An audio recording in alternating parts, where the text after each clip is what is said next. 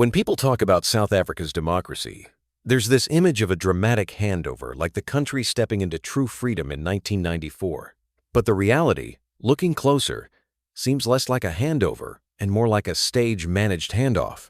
Have you noticed how much was already set in stone before the first vote was even cast? It's wild, honestly. So much of what we think was built from scratch was actually inherited and just given a fresh coat of paint. The institutions of apartheid didn't get dismantled, they got rebranded, even rehearsed for this new era. Instead of ripping out the old logic, they embedded compliance right into the new laws.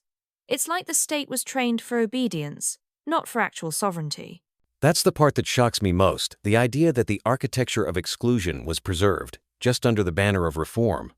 Debt, decaying infrastructure, selling off strategic assets. All that happened before most South Africans even had a say in their own government. And the most heartbreaking part? While black South Africans were preparing to finally taste freedom, white capital was laser-focused on protecting itself, strategizing, consolidating, even embedding itself into the bones of the new system. The rush wasn't fear, it was calculation. Speaking of calculation, the debt trap stands out to me. Before democracy, South Africa was saddled with billions in unsecured debt from the apartheid years. And instead of challenging it or even auditing it, the new government just absorbed it all. Why do you think debt played such a central role in locking in the status quo? Debt is such a subtle weapon. Once the government prioritized paying it off, it meant every budget cycle was about repayment, not development. Infrastructure, education, industrial growth, they all got bumped down the list. It normalized austerity before people even had a chance to demand more from their new government. Right. And it didn't stop at the balance sheet. Railways, ports, power stations, they weren't upgraded for the new era. They were left to decay, with maintenance budgets slashed and skilled workers let go. It's like the country's industrial backbone was intentionally hollowed out. Exactly. Take Transnet's railways or Eskom's power generation. Those weren't just neglected, they were fragmented and destabilized. It set up a cycle where local authorities, underfunded and overwhelmed, were left holding the bag. That actually reminds me, strategic neglect made it so much easier for privatization to sneak in as the supposed solution. Funny you mention privatization. From 1996 to 2004, the government sold off some of the country's most strategic assets, telecom, Safmarine, airports. These weren't just business deals. They transferred real control out of public hands. Why do you think these sales were pitched as progress when they actually undermined sovereignty? You know, the language was always about efficiency and public-private partnerships, but what actually happened was control shifted abroad. South Africa's flagship maritime company, Safmarine, was sold off to a foreign firm, no real reinvestment, no offsets. And the same pattern played out with other strategic sectors, communications, logistics, even defense. It's almost like privatization was just a convenient mask for externalizing power. Instead of building up local capacity, they gave outsiders the keys. And not just in the economy, white professionals flocked to advisory roles, shaping the new state's rules almost behind the scenes. That consolidation before the curtain rose, you see how it's all connected?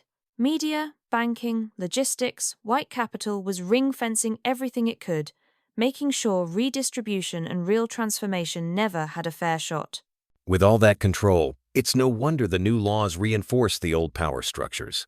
The Constitution promised rights, but when you look at legislation like the Public Finance Management Act or Municipal Systems Act, you see how power was actually fragmented and proceduralized. What do you make of this legislative recalibration? So much of it was about optics. The PFMA, for instance, embedded a procurement logic that made everything about compliance instead of sovereignty. Service delivery was fragmented by design, and transformation got reduced to checking boxes metrics over real, structural change. And BBBEE, for all its intentions, became more about performance indicators than reshaping ownership or opportunity. You look at procurement, and it's weaponized, strategic thinkers excluded, decisions driven by external benchmarks rather than local priorities. That's what stings. The legal framework was set up to keep the state in check, almost like it was preparing South Africa for obedience to global rules, not for genuine authorship. It's almost as if the blueprint for transformation was right there, but intentionally left incomplete. It's sobering to think that in 1994, South Africa actually had the infrastructure, the institutions, and the industrial base to lead the continent.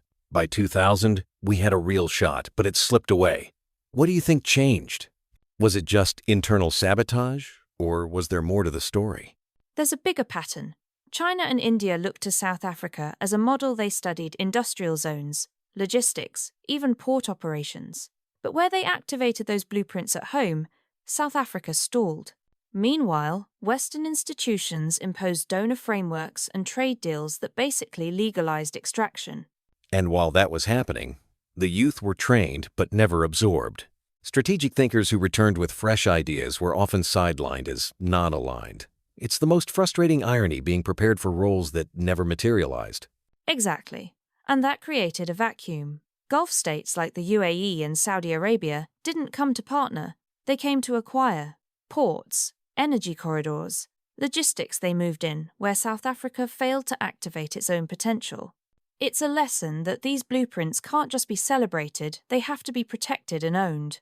So, after all this, what does reclaiming the promise actually look like? The chapters talk about rebuilding sovereign trade corridors, absorbing youth into planning, and activating industrial zones not as donor performance targets, but as continental anchors. Where do we even start? It's going to take a total mindset shift from compliance to authorship. Schools that teach negotiation and trade logic, rooted in African realities, industrial policy linked to AU frameworks, and a commitment to absorbing youth into real decision-making roles. It's not just about resistance, it's about designing our own future. And maybe the most important step is daring to say no, pushing back against extractive deals framed as partnership, and building alliances that protect rather than sell out African interests. Absolutely. The blueprint was never lost, it was just never activated. The corridors, the people, the potential are all still here. It's about reclaiming the mandate to write our own script, not perform someone else's. That's how you turn the promise from a rehearsal into reality.